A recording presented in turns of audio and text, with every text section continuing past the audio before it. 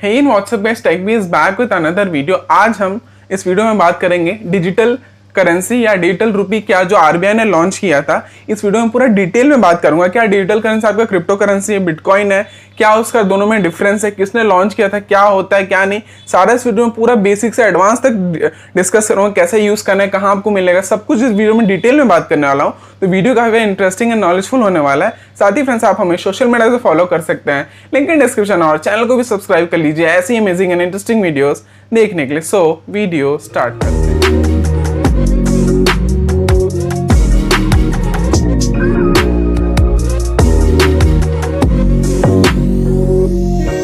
आपका digital rupee है ना, जो ई रुपी, आप उसको ई INR भी कह सकते हैं। INR अपना भारत देश का, जैसे यूएस का USD है, यूएस डॉलर, वैसे हमारा INR है, उसको ई INR कहते हैं, डिजिटल करेंसी कहते हैं। डिजिटल फिर आपका जो आपका रुपी का सिंबल है ER करके, वो ज्यादा आप लोगों को दिखता होगा, ठीक है। तो जिस वर्ड के भी आगे आपका ई लग जा रहा है ना, ई मीन्स इलेक्ट्रॉनिक फॉर्म, मतलब जैसे आजकल EFIR आता है आपका, ठीक है, जो फर्स्ट इंफॉर्मेशन रिपोर्ट होता है पुलिस को जो हम देते हैं। फिर आपका आता है क्या कहते हैं, ई फॉर्म आता है, EKYC आता है, जिसके टर्म के आगे स्मॉल ई लगा है वो आपका इलेक्ट्रॉनिक होता है उसका मतलब। तो सिंपली सा डिजिटल करेंसी का मतलब, जो डिजिटल आपका रुपी, उसका मतलब ऐसा कोई भी पैसा जो आपके एक इलेक्ट्रॉनिक के फॉर्म में, सिंपल सा। और इसका जो लॉन्च हुआ था, ये लॉन्च हुआ था आपका 2022 के साल में 1 दिसंबर को आरबीआई ने लॉन्च किया था। अगर कोई भी सेंट्रल बैंक, जैसे हमारा रिजर्व बैंक ऑफ इंडिया है, वो हमारा सेंट्रल बैंक है अपने पूरे भारत देश का, हर देश का अलग अलग सेंट्रल बैंक होता है, ठीक है। अगर कोई भी सेंट्रल बैंक एक करेंसी उसको लागू करता है, लीगलाइज करता है, उसको कहते हैं हम CBDC में, यानी आपका central bank digital currency. RBI ने हमारा लॉन्च किया ना डिजिटल करेंसी हमारा ई रुपी, तो उसको कहेंगे सेंट्रल बैंक डिजिटल करेंसी। अब लीगलाइज यहाँ पे एक टर्म आ रहा है, आप समझ रहे होंगे ना। थोड़ा सा आपको मैं एक पहलू में लेके जाता हूँ। लीगलाइज मतलब, अब लीगलाइज मतलब क्या होता है आपका, अगर मतलब कोई भी अथॉरिटी उस देश का, मैं इंडिया की नहीं बात करूं, उस देश का कोई भी अथॉरिटी, राजा हो, रानी हो, गवर्नमेंट हो, या सेंट्रल बैंक ऑफ इंडिया, मतलब सेंट्रल बैंक, कोई भी कोई भी देश का अगर कोई भी मनी को इशू करता है, उसको लीगल करता है कि हाँ, हम ये मानते हैं कि ये पैसा आपको, हम लीगल करते हैं कि 100 रुपए, तो 100 रुपए का वैल्यू आपको मिलेगा। तो हर उस देश के नागरिक को मानना पड़ता है कि हाँ, ये इतना रुपए का वैल्यू है। अब आपने सुना होगा ना, जब आपका डिमोनेटाइजेशन हुआ था, कि मोदी सरकार ने क्या बोला था वहां पे, कि अब 1000 और 500 रुपए का जो नोट है अब लीगल टेंडर नहीं रहा। लीगल टेंडर क्या होता है? लीगल टेंडर समझने से पहले आपको एक फिएट मनी, एक वर्ड समझना पड़ेगा, FIAT। फिएट मनी क्या होता है? फिएट मनी का ऐसा कोई भी पैसा, आपका कॉइन हो, करेंसी हो, आपका आजकल डिजिटल चीज भी हो, जो पैसा होता है डिजिटल रुपी, कोई भी चीज फिएट मनी, उसको जैसे लीगलाइज कर देता है, जैसे मैंने बताया ना, राजा रानी या आपका सेंट्रल बैंक उस देश का या गवर्नमेंट उसको लीगलाइज कर देता है, उसको हम बोलते हैं फिएट मनी। अगर वो फिएट मनी लीगलाइज हो गया तो वो एक लीगल टेंडर कहा जाता है। अब लीगल टेंडर में आपका क्या हो गया? लीगल टेंडर में आपका आज का 20 रुपए का नोट, 10 का नोट, फिर आपका क्या कहते हैं, आपका 100 रुपए का नोट, 500 का, 2000 अभी फिलहाल, तो फिर आपका क्या, जो भी नोट जिसमें लिखा हुआ है कि लीगल टेंडर, वो होता है। अब नॉन लीगल टेंडर क्या होगा?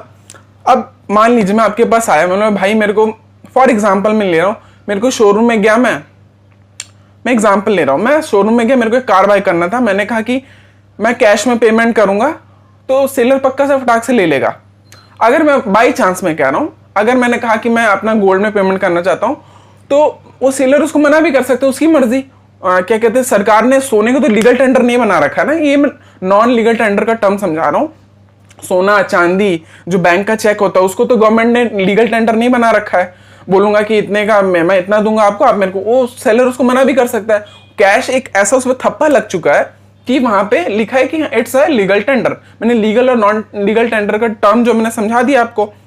अब आप सोच रहे होंगे, जब मोदी जी ने कहा था कि अभी लीगल टेंडर नहीं रहा, तब भी हमें उसका वैल्यू क्यों मिला? बैंक में जाके हम इतना लंबा लंबा लाइन लगा के जो 500 और 1000 का नोट हम जाके उसको क्या कहते हैं, हमने रिवील किया, मतलब रिसीव किया वहां से, क्या कहते हैं, अपने कोई भी बैंक खाते से, क्योंकि वहां पे आरबीआई गवर्नर ने वहां पे एक लाइन लिखा हुआ था, I bear to pay the sum amount of dash dash dash, मतलब जो भी अमाउंट का है मैं प्रॉमिस करता हूं, मैं वादा करता हूं भारत के नागरिक को दूंगा। इसलिए आरबीआई को और जो बैंक्स हैं हमारे उनको देना पड़ा था। वहां पे गवर्नर का सिग्नेचर भी होता है और ऊपर रिजर्व बैंक ऑफ इंडिया भी लिखा रहता है।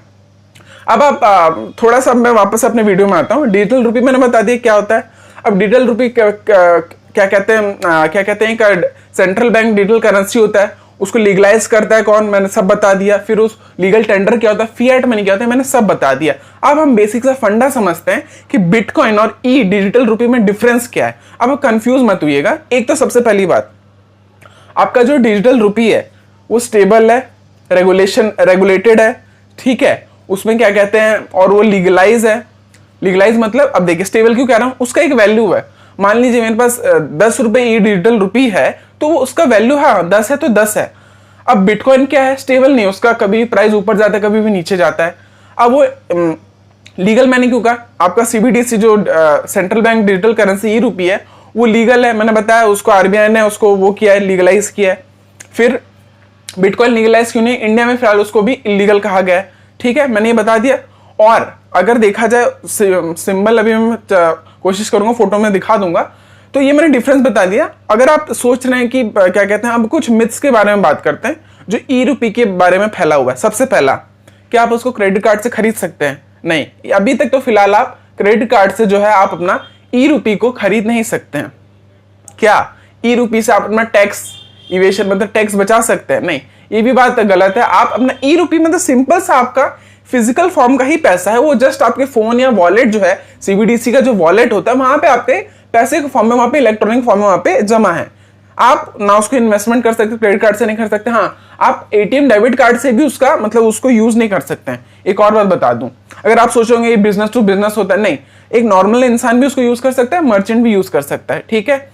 अगर और उसका डिफरेंस देखा जाए कि जो ई रुपी है, आप क्या कहते हैं, ई रुपी का जो वैल्यू है, जैसे मैंने बताया ना 10 है तो 10 ही रहेगा, वो इन्वेस्टमेंट के तौर पे नहीं है, ठीक है। और अगर क्या कहते हैं, अभी फिलहाल इसको एक्सपेरिमेंट किया जा रहा है। अगर आपको ई रुपी कहाँ से मिलेगा, कहाँ से क्या होता है, आप देख रहे हो हर बैंक जो सिलेक्टेड बैंक है, बैंक ऑफ बड़ौदा, फिर आपका एसबीआई, कोटक महिंद्रा, बहुत सारे बैंक है, आपका जो उसका बैंकिंग ऐप है वहीं पे जाएंगे तो आपको डिजिटल रुपी का सेक्शन दिख रहा होगा, आप वहां पे जाइए, खरीदिए और रखिए। आप उसका पेमेंट बताया मैंने, मर्चेंट टू मर्चेंट कर सकते हैं, क्या कहते हैं, अपने जिसके पास भी डिजिटल रुपी उसे आप एक्सचेंज करते हैं, उसका वैल्यू वही रहेगा।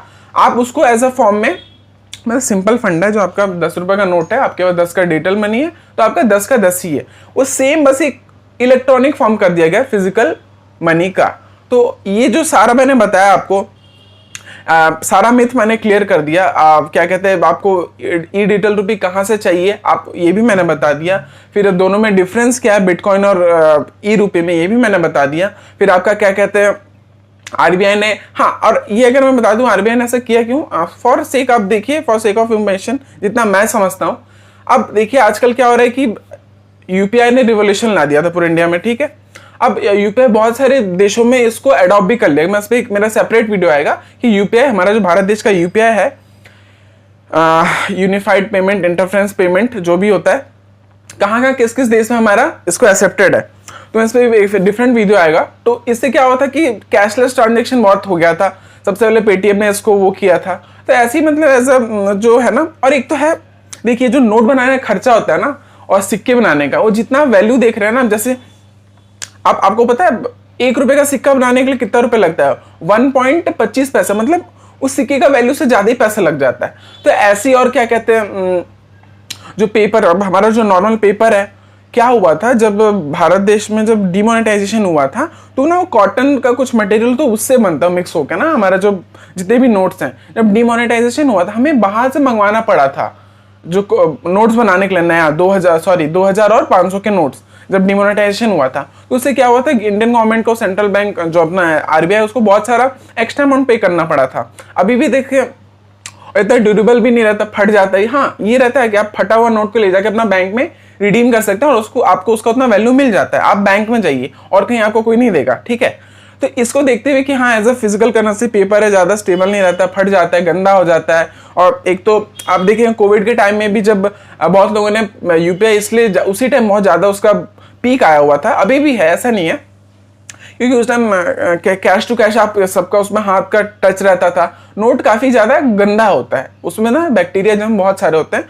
अगर आप कभी माइक्रोस्कोप में कोई वीडियो देखिएगा, काफी गंदा होता है, दिखने में लगता है साफ है लेकिन नहीं, गंदगी कितने हाथों से होके आ रहा है। तो फॉर इन सब का ध्यान में देते हुए कि डिजिटल रुपया से यूपीआई की तरह ही मतलब उसको निकाला गया है। तो आई होप ये वीडियो काफी आपको इंटरेस्टिंग एंड नॉलेजफुल लगा हो। साथ ही फ्रेंड्स, लास्टली